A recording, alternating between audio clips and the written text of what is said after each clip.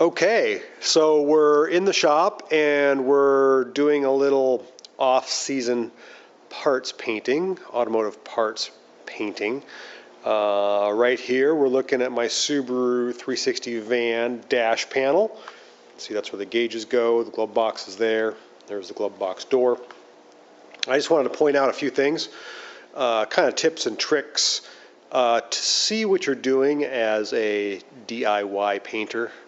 You need good light. So I've got pretty good vision, but I can't see things like they look like in the sunlight. So I always have one of these cheap, inefficient halogen light stands on hand to point out my blemishes. What I do is I'll just take the part I'm working on, bring it over to the light right here, and I can inspect it just like the sun was shining on it, and I can see if there's a dent or a scratch or something I missed or I forgot to sand, and it makes the whole process come out a lot better.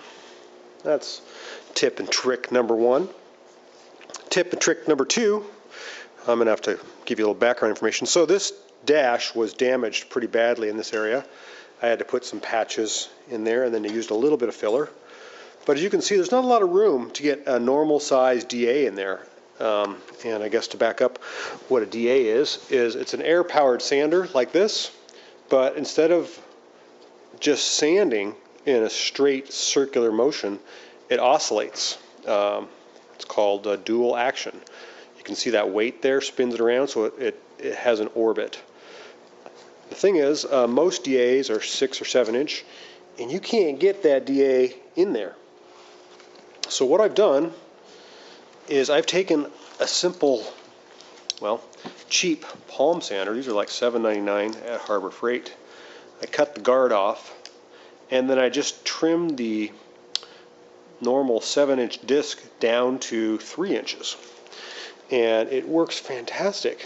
So that little 3-inch guy gets right in there. You can sand it to your heart's content. And believe me, whenever you can sand something using a machine versus block sanding by hand, your production is increased tenfold. So what I've done is I've sanded this thing. You can sand, all these little small areas with this, and then I go over it with a 3M scuff pad when I'm all done, just to make sure that I got everything. And I use the light. So those are some great prep tips.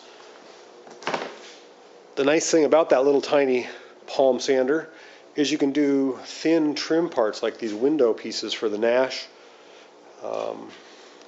You can get into these recessed areas like that. You can't do that with a big DA for like a 6 or 7 inch normally for car fenders. So we've got some parts all in primer here. They've been sanded and primed a couple times. I'm getting ready to give them a final seal coat. You can see I've sanded through in a few spots, and then color's going on. So I just wanted to take a little time to show what was up, and a little tip and trick about modifying a palm sander, because I don't believe they make a 3-inch palm sander random orbital DA. And I just love this thing. I use it all the time. On these small cars, you have to have one. There's the size difference between the normal DA and a little palm sander DA. And there's the size difference in the paper. This one being 3-inch, and that's 7. So, just some tips and tricks for this holiday season. I'm going to get to work, get back to painting. Be sure you always wear a full face respirator mask, because a lot of paint fumes can be absorbed through your eyes. A lot of people don't know that. Okay, be safe out there, and that's a tip for the day on painting automotive parts. Thanks for watching. All right, so we're back to painting some automotive parts. It's been a few days or weeks. Not sure time has gone by, but I now have some House of Color. What is it called? Lime Pearl Gold is what it is. On my headlight buckets for my Subaru 360 van. On the ashtray. the rear seat, front seat, the glove box, the access panel for the hatch, and the dash. Looks pretty good. It's sunny today. It's Saturday. It's cold, but clear, and I took advantage of the weather to use a little bit of sun heat. These parts here are for the Nash, and they're going to get painted a different color. So I feel pretty good. I got a lot of parts painted, and the sun came out. That was nice to work in the sun. Actually got my parts up to about 60 degrees for a while there, and now I'm going to bring them in and warm them up a little bit. So we're making some progress on a little van, which is covered up right there. Doesn't look like but a heap of blankets. Pretty soon it's going to be looking good. All right, so we're in the final throes of our painting project here.